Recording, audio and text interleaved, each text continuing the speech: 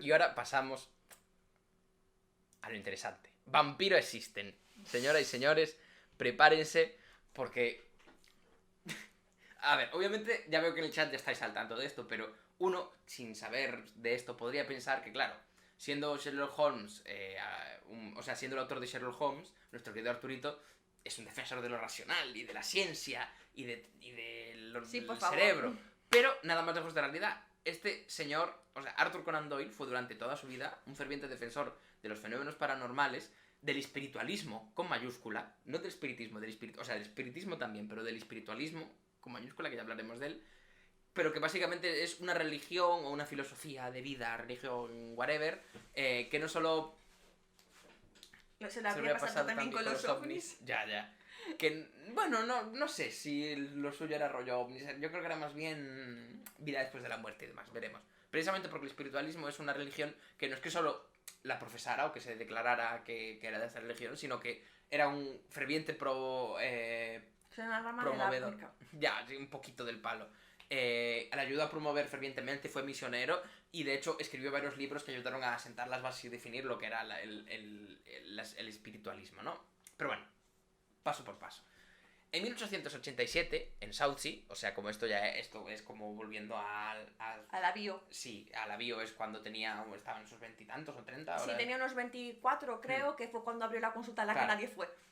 Que ese tiempo le dio para mucho, créeme. Claro. Pues como estaba muy aburrido porque no le venía nadie, ojalá más gente hubiera ido a su consulta, pero bueno, Doyle empezó a investigar fenómenos posiblemente psíquicos y paranormales y atendió a unas 20 sesiones de espiritistas mientras que estaba ahí, de espiritistas, experimentos de telepatía y en general reuniones con mediums, ¿no? Entonces fue este año en el que comenzó a escribir para la revista espiritualista Light, declarándose aquí abiertamente, públicamente, espiritualista. Una pena que no tenía cuarto milenio de aquella. Bueno, tenían la revista, tenían a Arthur Conan Doyle, que era el Iker Jiménez de la época. Igual de cuñado. Entonces, a comienzos... 20 pocas me parecen, 20 sesiones. Bueno, es que esto ten en cuenta que voy a juntar a gente y demás, y no estuvo tanto tiempo en Southsea tampoco. Y en aquella época no había WhatsApp. Claro. Y ahora aquí viene un dato que es obviamente, que a comienzos de este año también se unió a la logia Fénix número 257 de los francmasones de Southsea. Claro que era masón, de verdad, este hombre. We do. Lo que sí que es el tema de estar de verdad en los masones fue una cosa que fue como intermitente a lo largo de su vida. O sea, se dio de alta en este año, estuvo hasta en 1900 y algo, y paró, y después estuvo unos años en el que no era masón, pero después se volvió a hacer masón otra vez, otro rato, hasta que luego se dio de baja y luego ya pues se murió. Entonces, como era común para los señores británicos, este señor se metió y fundó en varias sociedades, asociaciones y clubs privados de caballeros, de toda de diversión índole, pero obviamente también de índole paranormal. Entonces, como la Sociedad para la Investigación Psíquica, donde colaboró con Frank Podmore, que era, para que veáis que aquí se juntaba un poco cualquiera, que era también autor, pero era socialista y escéptico. O sea, era todo lo contrario que Conan Doyle, que además profesaba en los liberales nacionalistas, creo que era como una rama del Partido Conservador, bueno, sí, whatever, que no era socialista. Y desde luego no era escéptico. Y básicamente estuvieron investigando poltergeist en Devon. Cuarto milenio total. Es que, por favor. Cazadores de fantasmas. Al final de toda la vida de este señor, es básicamente que estuvo investigando hechos paranormales y siempre tiene la misma tónica. O sea, llega un medium, un espiritista, un mago, hace un truco con el que engaña a varias personas, incluida él. Este se lo cree, se lo traga hasta el fondo y lo defiende a capa y espada públicamente, hasta que finalmente la verdad sale a la luz, muchas veces incluso por parte de los propios espiritistas diciendo, hey, esto es como lo hacía, ¿sabes? Pero a pesar de esto, nunca llega a cambiar de opinión, a pesar de que todos y cada uno de las cosas que defendió a capa y espada públicamente en libros, en ponencias y en todo, todas y cada una acababan siendo refutadas y destapadas como fraudes, siempre nunca dijo, hostia, al igual es porque esta cosa no se funciona. Para nada, no, siempre eran rollo de esto de falsamente destapados y que querían... All Mangel SoundCloud. Sí. Hombre viejo le grita a nube. Y esto no penséis que pasó una, dos o tres veces, pasó muchísimas. Aquí ahora voy a poner unos ejemplos, pero es que hubo más que estos, ya alguno más saldrá.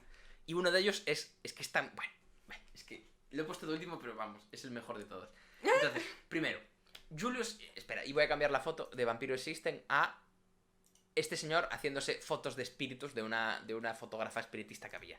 Entonces, Julius y Agnes Zanzig eran dos bueno, ahora mismo diríamos que eran ilusionistas o magos, y tenían un espectáculo de telepatía, y Doyle defendía públicamente a capa y espada sus poderes psíquicos como reales y como una demostración de que los poderes psíquicos existían. La cosa es que en 1924, vale que ya era hacia el final de la vida de Doyle, era desde luego un old man de Sad Cloud. Sí. Pero eso, en 1924 sacaron un artículo llamado Our Secrets, con 2 exclamaciones, en el que en un periódico contaban básicamente pues cómo hacían el truco, cómo hacían los códigos que tenían para comunicarse y que pareciera que era telepatía. Después, Eusapia Paladino y Mina Crandon, que eran 2 espiritistas famosas por sus materializaciones espiritistas, y que también defendió a capa y espada públicamente como una demostración... No el selfie con el fantasma. Sí. Es que... Eso. Con 2 espiritistas famosas por sus materializaciones, que también defendían a capa y espada y que obviamente acabarían siendo destapadas y expuestas pues como fraudes charlatanas y tal. Llegó a pensar que su propia niñera, o sea, la de sus hijos, o sea, la que había contratado para sus hijos, tenía poderes psíquicos, porque... Pero bueno, o sea, no la quiero... O sea, es que esto va a parecer un poco acusatorio, pero hay que entender que esto justo pasó en un momento en el que justo acababa de perder en la guerra a básicamente toda su familia masculina, por lo tanto se había quedado sin red de apoyo, no estaba casada y había contraído una enfermedad que la estaba dejando bastante encamada y por lo tanto pues no podía hacer tanto de niñera. Y con lo cual veía peligrar su puesto en la casa de los Doyle y claro, si la echaban se quedaba en la puta calle literalmente. Entonces empezó, curiosamente, a tener cosas paranormales en plan de esto de escritura automática y decía que se comunicaba con sus hermanos muertos y no sé qué. Y gracias a esto consiguió que se quedara en casa de los Doyle porque Arthur dijo, hostia, mira, si esta es... Sí, que no la puedo dejar por ahí, por favor. Sí, en plan el circo. Pero digo, no quiero sonar tampoco acusatorio en el sentido de... No, a ver, puede ser incluso que tanto trauma la hubiera desquiciado, ¿sabes? En plan, situación de estrés tan alta... Claro.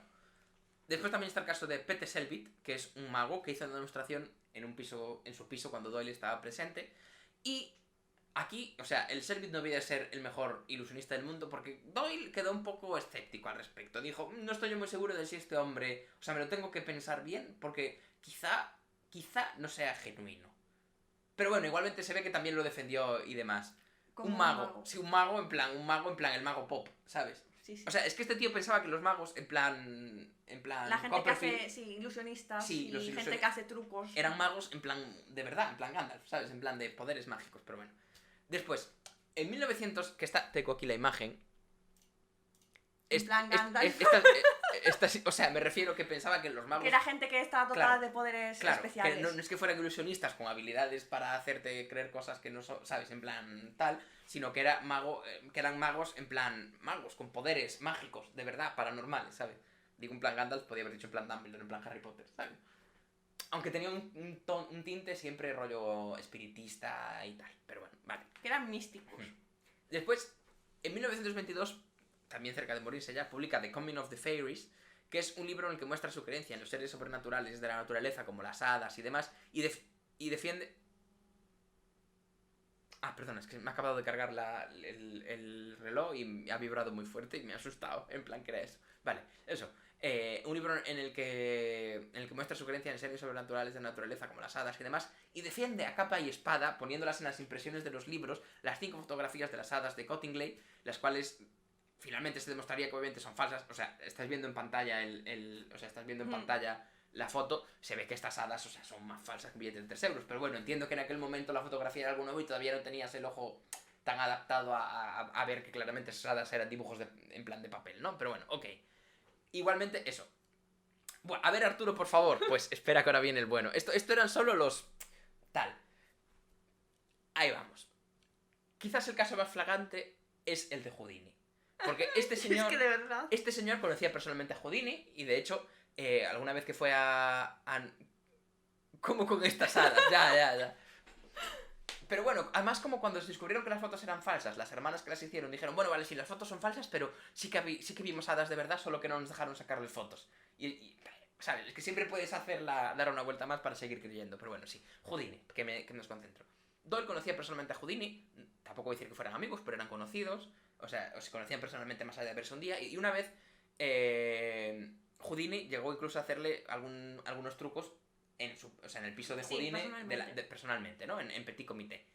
Y, o sea, Conan Doyle estaba que no meaba con él. O sea, a ver, Houdini obviamente era buenísimo haciendo lo que hacía, obviamente. Y era tan bueno que le parecía a Doyle la clara demostración de que los poderes psíquicos existían, que, o sea, era como, vamos, si este señor no es mago, ¿quién coño es mago?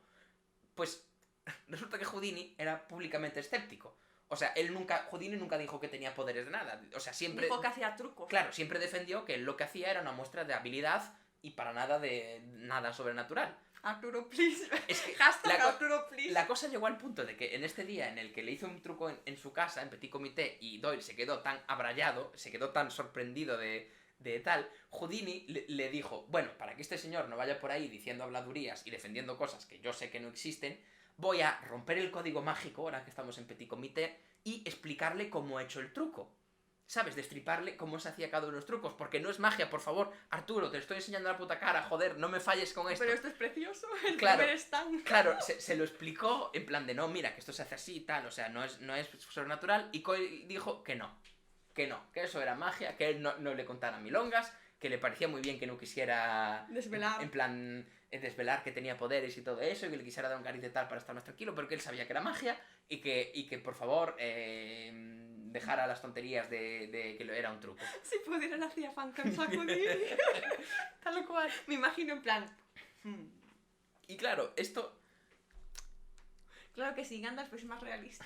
Y claro, esto al final hizo que porque Houdini era, ya digo, era públicamente, era muy escéptico y de hecho siempre defendía que todo esto, o sea, en plan, que no se engañen por ahí otros putos charlatanes porque lo que hacen es lo que hago yo y lo que hago yo es habilidad, ¿sabes? O sea, Houdini también fundó bastante lo que entendemos hoy como magia gracias a esto, a que él nunca se vendió a sí mismo como un mago Harry Potter, ¿sabes? Hizo sí, que mago sino fuera como una persona con claro, juegos de manos, claro, claro. Entonces, el que fuera tan públicamente con esto y que de hecho hubiera intentado decirle, no, mira, Arthur Conan Doyle, que esto es todo mentira, te lo digo yo, que me dedico a esto, hizo que acabaran teniendo también una desaveniencia y amarga, o sea, una amarga desaveniencia pública, ¿sabes? Que acabará con los dos bastante enfrentados y enemistados. ¿Pudo Doyle haber sufrido de psicosis? Porque crees las cosas aunque le enseñan cómo son realmente. En verdad... A ver, este señor era especialito. Era especialito, pero tampoco creo que tuviera psicosis, ¿eh? Yo creo que era simplemente especialito.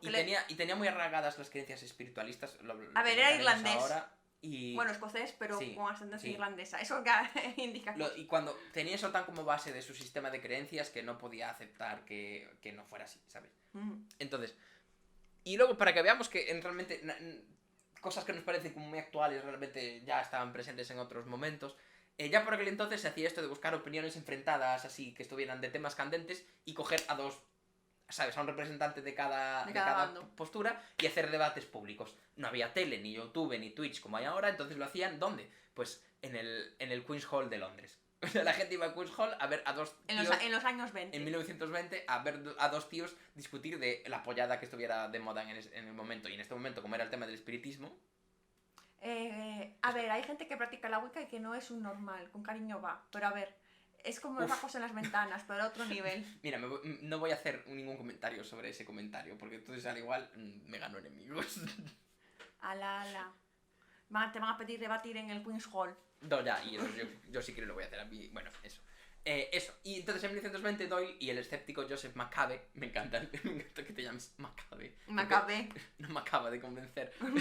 Debatieron en el Queen's Hall de Londres. Entonces, tras el debate, Macabe publicó un panfleto llamado Is Spiritualism Based on a Fraud? O sea, ¿está el espiritualismo basado en un fraude? En el que básicamente cogía todos los argumentos que había esgrimido Conan Doyle en el debate y los refutaba uno tras de otro. Y además tachaba a Doyle de un crédulo engañado por charlatanes. Lo cual he de decir que, aunque sea un poco harsh, refleja la verdad. A ver, hasta el punto de Doyle. No, bueno, a ver, es que este tío tenía problemas.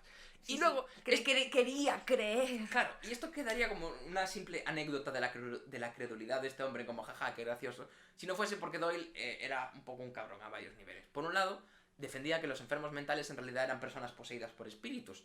Y esto es una cosa que también llegó a debatir públicamente en un debate contra el psiquiatra Harold Durden, que por lo menos lo refutó bastante vehementemente, y gracias a Dios que había también psiquiatras en plan que no pensaban que la gente lo que estaba era poseída.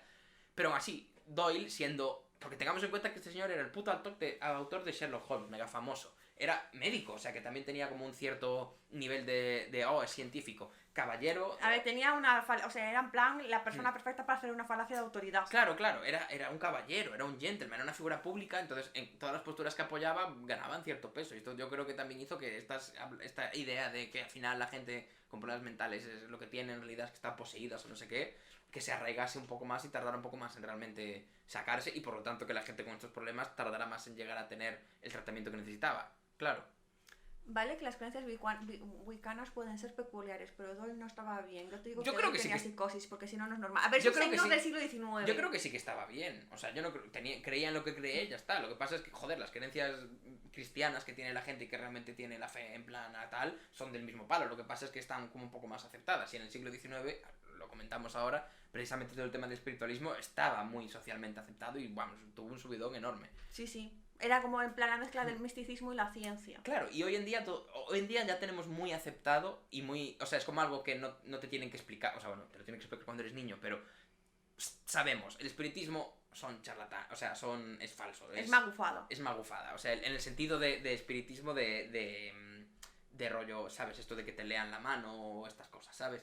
Eso y es algo como que nosotros ya lo tenemos tan aceptado que un señor seriamente lo defienda, nos parece que está loco, pero es que en el contexto en el que estaban no estaba claro que esto fuera así, no se sabía nada, o sea, no era algo que la muerte y demás siempre había sido como un... Bueno, como es ahora, en verdad, un misterio o lo que sea. Sí, lo que pasa es que en esa época sí que la relación con la muerte que tenían era mucho más frontal y a lo mejor eso ayudó.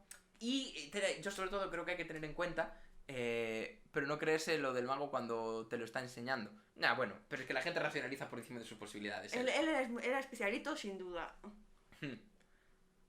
Pero bueno, eso. Y luego, por si fuese poco esto de lo de los enfermos mentales, era un puto bully. Pero de verdad, de libro. Y se encargó personal e institucionalmente de sacar del medio, no matando, sino despidiendo a todo aquel que mostrase en contra del espiritualismo y de lo paranormal. Un caso muy sonado es el investigador Harry Price, que tras acusar al fotógrafo espiritual, se ve que esto es una cosa que existía, como los que hizo la foto esta que... Bueno, esta no, la que estaba antes en pantalla, o sea, este tipo de fotografías, pues había uno famoso que se llamaba William Hope, y entonces el Harry Price lo acusó de fraude, y fue amenazado por Doyle de ser expulsado del Laboratorio Nacional de Investigación Psíquica, que se ve que era una cosa que existía en la que trabajaba este hombre, y que lo amenazó y le dijo, si sigues por ahí, acabarás como Houdini. Lol. O sea, para ver que lo tenía súper enemistado. He comprobado que estas declaraciones son de antes de que Houdini muriera, con lo cual no lo estaba amenazando de muerte, pero bueno, me imagino que iría por ahí el tema.